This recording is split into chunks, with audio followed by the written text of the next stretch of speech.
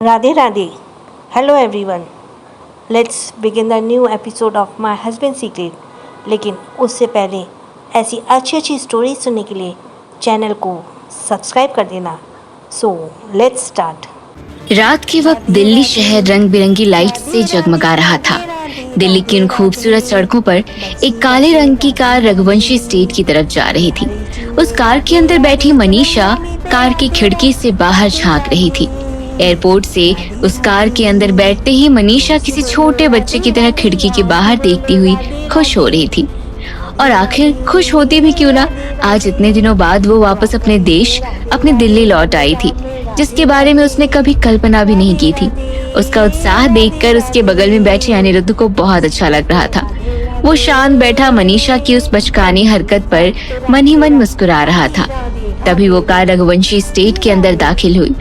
अनिरुद्ध ने मनीषा के कंधे पर हाथ रखते हुए कहा, मनीषा, याद रहे हमारी सिर्फ आंखें वापस आई हैं. यहाँ सबके लिए हमारे पैर अभी भी पहले जैसे ही हैं. किसी को भनक भी नहीं लगनी चाहिए कि हम अपाहिज नहीं हैं. मनीषा ने अनिरुद्ध का हाथ अपने हाथों में लेते हुए कहा, आप फिक्र मत कीजिए, मैं इस बारे में किसी को पता नहीं लगने दूंगी.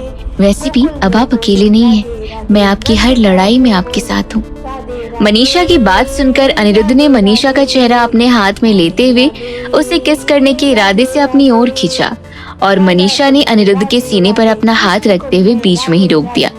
मनीषा ने अपने दूसरे हाथ से कार के आगे लगे रेयर व्यू मिरर की तरफ इशारा किया, जिसमें गाड़ी चला रहे कैलाश की बड़ी बड़ी आंखें साफ नजर आ रही थी.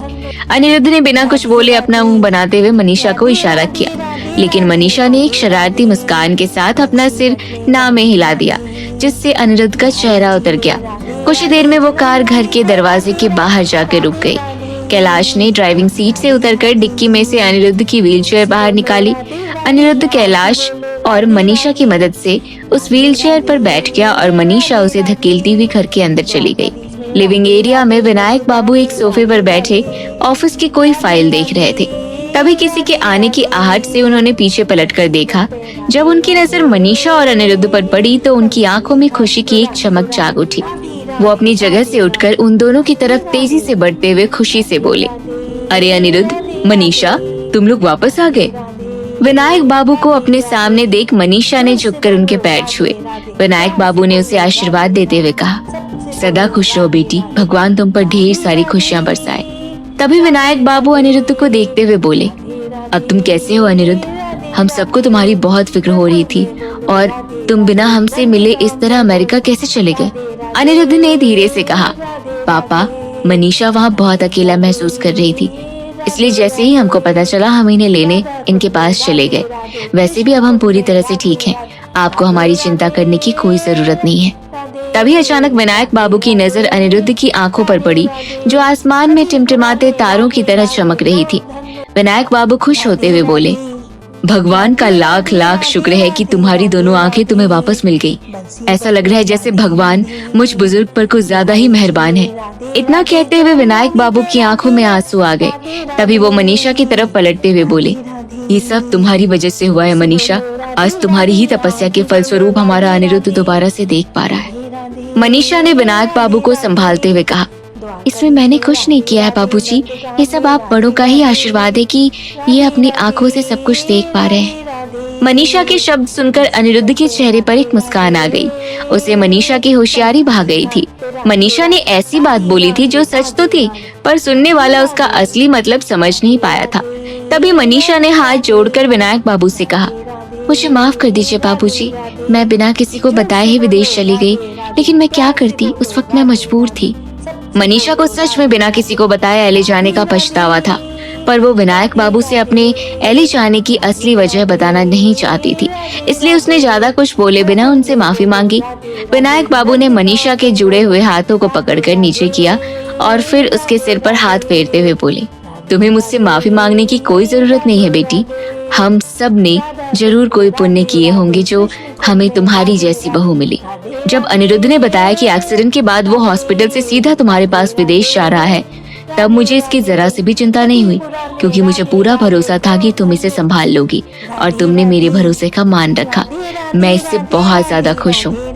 विनायक बाबू की बात सुनकर मनीषा के चेहरे पर एक मुस्कान आ गई.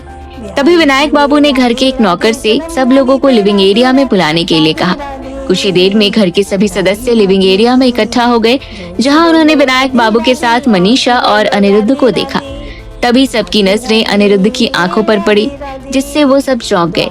बुआ जी ने खुश होते हुए अनिरुद्ध से कहा, अनिरुद्ध तुम फिर से देख सकते हो, ये तो चमत्कार हो गया। सिद्धार्थ भी अनिरुद्ध की दोनों आंखें देखकर हैरान खड़ा था। वहीं अनुराधा जी के चेहरे को देखकर ऐसा लग रहा था जैसे उन्हें उस बात से खुशी तो हो रही थी, पर फिर भी उनके दिल में कुछ ऐसा था जिस वजह से वो चुपचाप खड़ी थी। तभी विनायक बाबू सबसे बोले, अब जब सब लोग यहाँ मौजूद हैं, तो मैं आप सबके सामने एक बात रखना चाहता हूँ। जैसा कि आप सबने देखा कि अनिरुद्ध की आंखें वापस आ गई हैं, मैं चाहता हूँ कि अगले महीने ही कंपनी के नए प्रेसिडेंट के चुनाव हो, जिसके दावेदार अनिरुद्ध, सिद्धार्थ और भरत होंगे। विनायक बाबू की बात सुनकर वहाँ मौजूद सभी लोग हक्के बक्के रह गए, पर अनिरुद्ध के चेहरे पर एक कुटिल मुस्कान आ गई, जैसे कि वो पहले से जानता था कि ऐसा कुछ होने वाला है। सब लोग हैरानी से विनायक बाबू को देख रहे थे कि तभी अनुराधा जी उनसे बोली, पर आपने तो कहा था कि प्रेसिडेंट के चुनाव अगले साल होंगे, फिर अभी ये सब? विनायक बाबू उन्हें बीच में टोकते हुए बोले, वो मैंने तब कहा था जब अनिरुद्ध के पास उसकी आंखों की रोशनी नहीं थी, लेकिन अब परिस्थिति को ध्यान में रखते हुए और कंपनी की हालत देखते हुए मैंने ये फैसला लेना जरूरी समझा है। अनुराधा जी विनायक बाबू की बात का जवाब देती, उससे पहले सिद्धार्थ गुस्से में बोला, ये गलत है पापा, आप ऐसा नहीं कर सकते। विनायक बाबू ने सिद्धार्थ को देखते हुए गंभीर आवाज में कहा, इसमें गलत क्या है? सिद्धार्थ बोला, आपने पहले ही अनिरुद्ध की पत्नी को कंपनी के शेयर्स दे दिए हैं, इस वजह से अनिरुद्ध के पास सबसे ज्यादा शेयर्स हैं, और आप अब जानबूझकर मुझसे मेरी कुर्सी छीनना चाहते हैं। सिद्धार्थ की बात सुनकर मनीषा गंभीर होते हुए बोली, सिद्धार्थ शायद हम दोनों के बीच एक रिश्ता और भी है, मैं तुम्हारी भाभी हूँ, कम से कम तुम मेरे लिए इज्जत से तो बात कर सकते हो। मनीषा ने बेबाक होकर सबके सामने सिद्धार्थ को झाड़ लगा दी। अब उसके मन में सिद्धार्थ का कोई डर नहीं था, क्योंकि सारी असलियत उसके सामने पहले ही आ चुकी थी। मनीषा की बात सुनकर सिद्धार्थ का मुंह बंद हो गया, पर उसके चेहरे से साफ समझ में आ रहा था कि उसे मनीषा का उसको इस तरह से टोकना अच्छा नहीं लगा था। तभी विनायक बाबू सिद्धार्थ की बात का जवाब देते हुए बोले, मैं वही कर रहा हूँ जो कंपनी के लिए बेहतर है, और रही शेयर्स की बात, तो 1 महीने में तुम भी शादी कर लो, मैं शेयर्स का बंटवारा फिर से कर दूंगा। सिद्धार्थ इतनी जल्दी शादी नहीं करना चाहता था। उसने विनायक बाबू से कुछ बोलने की कोशिश की, पर विनायक बाबू ने उसे रोकते हुए कहा, मैं इस बारे में अब और बातें नहीं करना चाहता, मुझे जो आप सबके सामने कहना था वो मैंने कह दिया। अनिरुद्ध और मनीषा इतना लंबा सफर करके यहाँ आए हैं, उन्हें आराम करने की जरूरत है, बाकी बातें बाद में होंगी। इतना कहकर विनायक बाबू वहाँ से चले गए।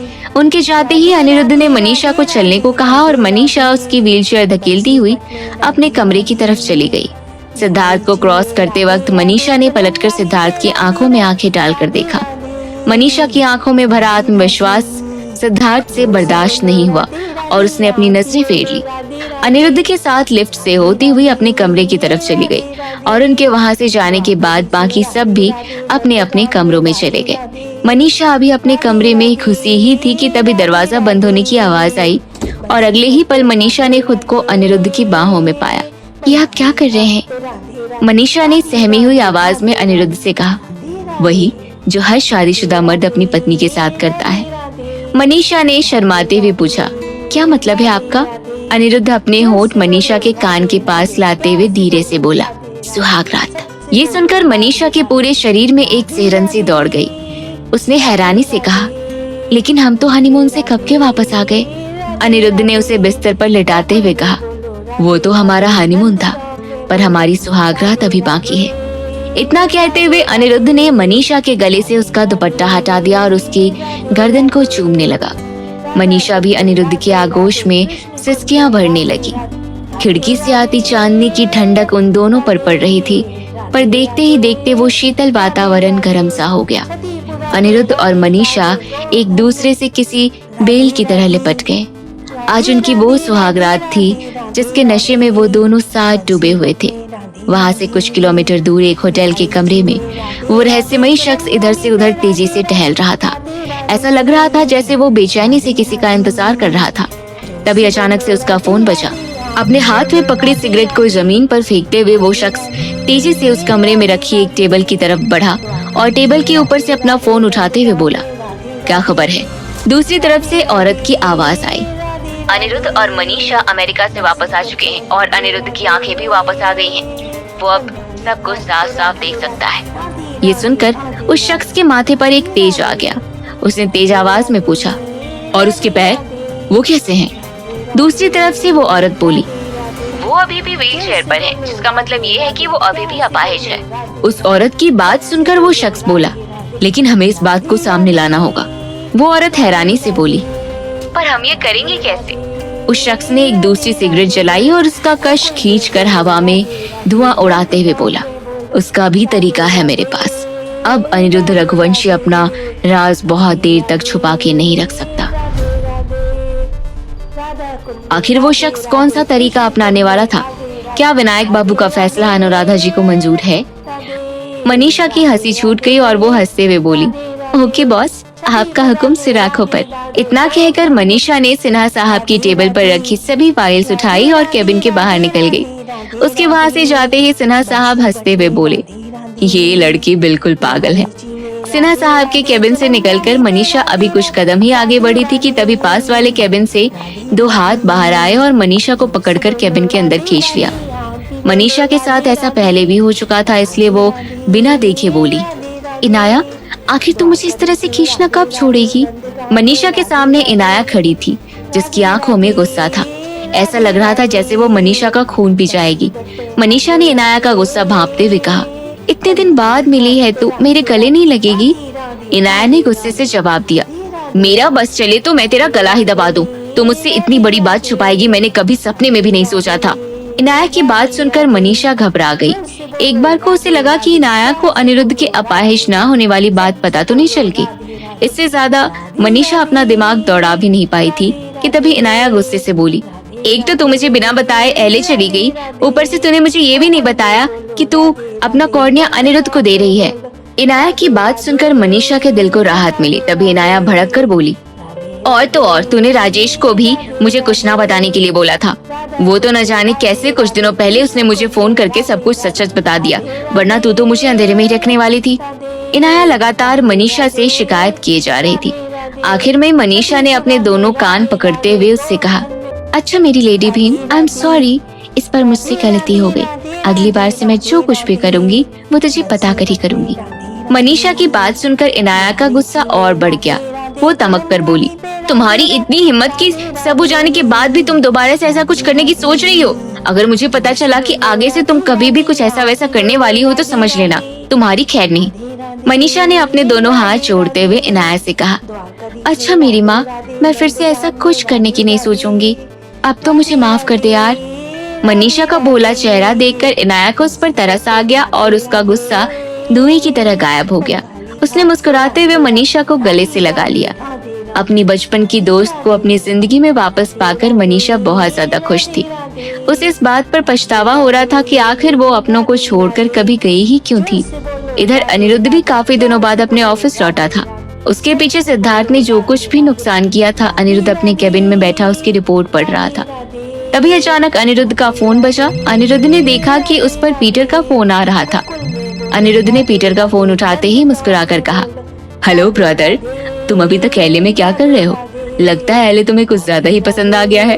तुम पूरी छुट्टियां मनाकर ही वापस लौटोगे। लेकिन दूसरी तरफ से पीटर की आती हुई आवाज में एक अफसोस सुनाई दे रहा था। वो बोला, अनिरुद्ध ब्रदर, एक बुरी खबर है। ये सुनते ही अनिरुद्ध हैरान हो गया। उसने गंभीर आवाज में पीटर से पूछा, क्या हुआ पीटर, कैसी बुरी खबर? पीटर ने एक गहरी सांस लेते हुए कहा, उस रात को जो 3 किडनैपर्स पकड़े गए थे, कल रात एले की जेल में किसी ने उन तीनों का खून कर दिया। ये खबर सुनते ही अनिरुद्ध के होश उड़ गए। वो चौंकते हुए तेज आवाज में बोला, क्या? पर ये सब कैसे हुआ? आखिर उन तीनों किडनैपर्स का खून किसने किया था? क्या अनिरुद्ध सच्चाई जान पाएगा? क्या बहुत जल्द अनिरुद्ध को अपने दुश्मन के अगले वार का सामना करना पड़ सकता है? अनिरुद्ध का चेहरा सफेद पड़ चुका था। वो शांत खड़ा अपने जवाब का इंतजार कर रहा था। तभी फोन की दूसरी तरफ से पीटर की आवाज आई, कल रात जेल में खाना खाने के बाद जब वो तीनों किडनैपर्स अपने सेल में थे, तब अचानक से उन तीनों के पेट में दर्द उठा। वो तीनों जमीन पर गिर के छटपटाने लगे। देखते ही देखते उन तीनों का शरीर नीला पड़ गया और इससे पहले उन्हें हॉस्पिटल ले जाया जाता, रास्ते में ही तीनों ने दम तोड़ दिया। ऐसा लग रहा है जैसे किसी ने उन तीनों के खाने में जहर मिलाया था। हो ना हो, ये उसी भोलू का काम है। हमें किसी भी हालत में उस भोलू तक पहुंचना होगा, तभी हम असली दुश्मन तक पहुंच सकते हैं। पीटर की बात सुनकर अनिरुद्ध ने एक गहरी सांस लेते हुए कहा, तुम अपने आदमियों को फौरन काम पर लगा दो। इससे पहले हमारे दुश्मन हमें या मनीषा को कोई नुकसान पहुंचाए, उससे पहले हमें भोलू को ढूंढना पड़ेगा। पीटर ने हाँ में जवाब देते हुए फोन काट दिया। तभी अनिरुद्ध के कैबिन का दरवाजा खोलकर कैलाश अंदर आया, जिसके हाथ में एक गर्म चाय का कप था। उसने वो कप अनिरुद्ध की टेबल पर रखा। तभी कैलाश की नजर अनिरुद्ध के चेहरे पर पड़ी। अनिरुद्ध के चेहरे के भाव देखकर कैलाश समझ गया कि वो किसी बात से परेशान था।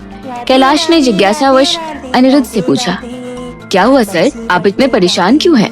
अनिरुद्ध ने कैलाश की तरफ पलटते हुए गंभीर स्वर में कहा, वो तीनों किडनैपर्स जो एलए जेल में बंद थे, कल रात किसी ने जेल के अंदर उनका खून कर दिया। अनिरुद्ध की बात सुनकर कैलाश के चेहरे का रंग उड़ गया। वो घबराते हुए बोला, क्या? पर उनका खून किसने किया सर? अनिरुद्ध ने जवाब दिया, ये पता नहीं चल पाया है, पर इतना तो पक्का है कि हमारे दुश्मन ये नहीं चाहते कि हम किसी भी तरह उन तक पहुंच पाए, और जितना हम अपने दुश्मन को परख पाए हैं, वो हमारी सच्चाई जानने के लिए किसी भी हद तक जा सकते हैं। अनिरुद्ध कैलाश से बात ही कर रहा था कि तभी उसके कैबिन के दरवाजे पर एक दस्तक हुई। अनिरुद्ध ने चुप होते हुए कैलाश को दरवाजा खोलने का इशारा किया और चुपचाप अपनी व्हीलचेयर पर जाकर बैठ गया। कैलाश ने जैसे ही जाकर दरवाजा खोला, उसने देखा सामने भरत खड़ा है। भरत को वहां देख कैलाश ने उसे सिर झुकाकर हेलो बोला और दरवाजे से हट गया। अंदर आते ही भरत की नजर अनिरुद्ध पर पड़ी। उसने देखा अनिरुद्ध व्हीलचेयर पर बैठा था, पर उसकी आंखों पर चश्मा नहीं था। अनिरुद्ध की बड़ी बड़ी आंखों को देखकर भरत अंदर आते हुए मुस्कुराकर बोला, वेलकम बैक अनिरुद्ध। तुम्हें ऑफिस में वापस देखकर मुझे काफी अच्छा लगा, पर उससे भी ज्यादा खुशी मुझे तब हुई जब मुझे पता चला कि तुम्हारी दोनों आंखें ठीक हो गई हैं। अनिरुद्ध एक हल्की सी मुस्कान अपने चेहरे पर लाते हुए कहा, थैंक यू भरत, हमें भी एक अरसे के बाद तुम्हारी शक्ल देखकर काफी अच्छा लगा। तभी भरत अनिरुद्ध के पास आते हुए बोला, पर तुम्हारी आंखों को देखकर कोई कह नहीं सकता कि ये तुम्हारी नहीं बल्कि किसी और की आंखें हैं। आखिर तुम्हें ऐसा कौन सा शख्स मिल गया जो अपने जिंदा रहते तुम्हें अपनी दोनों आंखें देने के लिए राजी हो गया? भरत का बर्ताव आज कुछ बदला बदला सा था। वो अनिरुद्ध से ऐसे बात कर रहा था जैसे वो अनिरुद्ध से कुछ उगलवाना चाहता हो। अनिरुद्ध ने भरत को जवाब दिया, ये दोनों आंखें अलग अलग डोनर्स की हैं और इन्हें डोनेट करके उन्होंने हम पर कोई एहसान नहीं किया है। तुम्हें तो पता है कि हम किसी का एहसान नहीं रखते। इन आंखों के बदले हमने उन्हें बहुत बड़ी रकम चुकाई है। तभी भरत की नजर अनिरुद्ध की टेबल पर रखे गरम चाय के कप पर पड़ी। वो आगे बढ़ते हुए अनिरुद्ध से बोला, अच्छा जरा मैं भी तो देखूं कि दो अलग अलग इंसानों की आंखें एक साथ कैसी दिखती हैं। इतना कहकर भरत अनिरुद्ध के एकदम पास आ गया और झुककर उसकी आंखों को गौर से देखने लगा। तभी भरत का हाथ टेबल पर रखे चाय के कप से जा टकराया। वो कप सीधा अनिरुद्ध के ऊपर गिरा और उसके अंदर की चाय अनिरुद्ध के पैरों पर जा गिरी।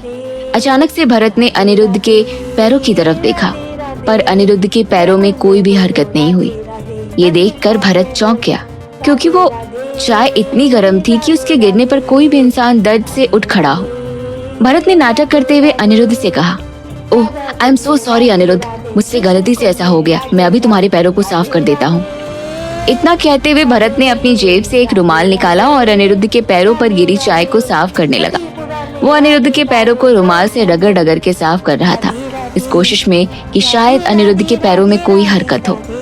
पर अनिरुद्ध के पैर जस के तस रहे, उनमें जरा सी भी हरकत नहीं हुई। ये देखकर भरत का मुंह बन गया। तभी अनिरुद्ध ने उसे टोकते हुए कहा, इतनी मेहनत मत करो भरत, तुम थक जाओगे। भरत ने ऊपर उठते हुए गंभीर आवाज में अनिरुद्ध से कहा, मैं बस वही कर रहा था जो मुझे जरूरी लगा। Anyway, I am sorry for all this. इतना कहकर भरत तेजी से उस कैबिन से बाहर चला गया। भरत के जाते ही कैलाश ने कैबिन का दरवाजा बंद किया और अनिरुद्ध की तरफ मुड़ते हुए कहा, सर मुझे ऐसा क्यों लग रहा है कि भरत सर ने जानबूझकर आपके ऊपर गर्म चाय गिराई थी? कहीं वो ये तो नहीं देखना चाहते थे कि आपके पैर काम करते हैं या नहीं? अनिरुद्ध ने एक कुटिल मुस्कान के साथ कहा, उसे कोशिश कर लेने दो कैलाश। हमने खुद को इस तरह से ट्रेन किया है कि कल को अगर वो हमारे पैरों में लोहे की गर्म सलाखें भी चुबो देगा, तब भी हमारे पैर बिना हमारी इजाजत के नहीं हिलने वाले। तभी कुछ सोचते हुए कैलाश बोला, सर क्या ऐसा हो सकता है कि भरत सर का आपके दुश्मनों से कोई संबंध हो? कैलाश की बात सुनकर अनिरुद्ध के चेहरे पर गंभीर भाव आ गए। वो कुछ सोच कर बोला, होने को कुछ भी हो सकता है कैलाश, फिलहाल तुम इस भरत पर भी नजर रखना शुरू कर दो। अनिरुद्ध की बात सुनकर कैलाश ने अपना सिर हाँ में हिलाया। शाम का वक्त हो चला था। ऑफिस खत्म होने से पहले ही मनीषा ने सिन्हा साहब का दिया हुआ पूरा काम खत्म कर लिया था। मनीषा ऑफिस से घर निकलने के लिए जैसे ही लिफ्ट की तरफ बढ़ी, वैसे ही किसी ने पीछे से उसका हाथ पकड़ लिया। अचानक से अपनी कलाई पर किसी की गर्म हथेली महसूस करते ही मनीषा चौंक गई। जब वो पीछे मुड़ी तो उसने देखा कि उसके पीछे इनाया खड़ी थी। इनाया को देखकर मनीषा चैन की सांस लेती हुई बोली, क्या यार इनाया, तू मेरे साथ हर बार ऐसा क्यों करती है? तुझे पता है ना कि मैं इससे कितना घबरा जाती हूँ। इनाया हंसते हुए बोली, तू भी ना मनीषा, एक नंबर की डरपोक है। अपना चेहरा तो देख, ऐसा लग रहा है जैसे किसी ने तुझे किडनैप कर लिया हो। इनाया के मुंह से किडनैप शब्द सुनकर मनीषा के पूरे शरीर में एक कपकपी सी फैल गई। उसके दिमाग में वो पल किसी फिल्म की तरह घूमने लगा जब कुछ दिन पहले वो उस अंधेरे कमरे में बेजान पड़ी थी। मनीषा उस दर्द और घुटन को अपने अंदर महसूस करने लगी और उसका पूरा शरीर पसीना पसीना हो गया।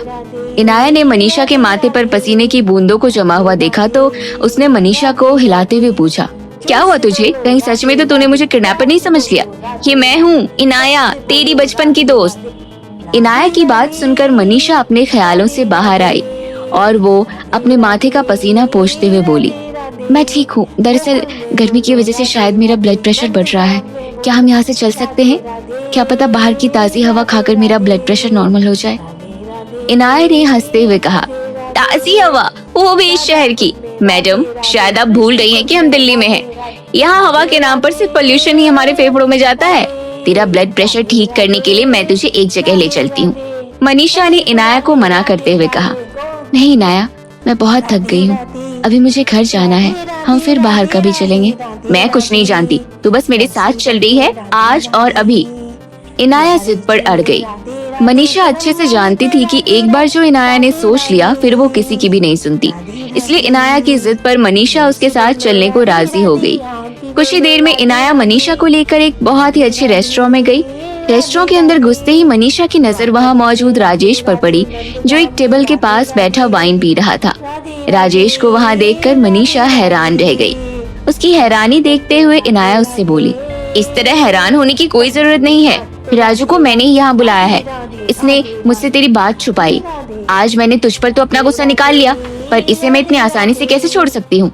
तो बस अब मेरे साथ चल और देख मैं इसका क्या हाल करती हूँ। इतना कहकर इनाया मनीषा का हाथ पकड़कर राजेश के टेबल की तरफ बढ़ गई। जैसे ही राजेश ने मनीषा और इनाया को अपनी तरफ आते देखा, वो उठकर खड़ा हो गया और मुस्कुराते हुए उनका स्वागत करना चाहा, पर तभी उस रेस्टोरेंट में एक जोर के थप्पड़ की आवाज आई। वहाँ बैठे सब लोगों ने जब मुड़कर उसकी तरफ देखा तो राजेश अपना गाल लाल लेकर खड़ा था। मनीषा ने हैरानी से इनाया की तरफ देखा, तभी इनाया सामान्य होती हुई बोली, अब जाकर मुझे शांति मिली। चल राजू, कुछ अच्छा सा खाने के लिए ऑर्डर कर, भूख के मारे तो मेरी हालत बुरी होती जा रही है।